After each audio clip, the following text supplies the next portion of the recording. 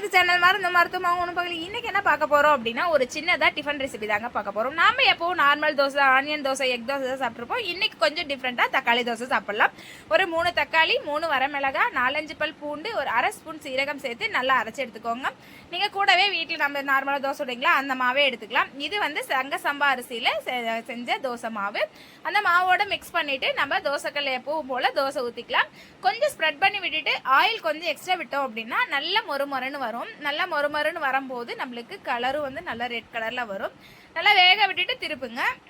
எப்பவுமே குழந்தைங்களுக்கு நார்மலா ஒரு தோசை சுட்டு இட்லி சுட்டு தரதுக்கு நம்ம அப்பப்ப வந்துட்டு தக்காளி தோசை, புதினா தோசை, பீட்ரூட் தோசை இந்த மாதிரி கலர் கலரா செஞ்சு கொடுக்கும் போது அவங்க விரும்பி சாப்பிடுவாங்க.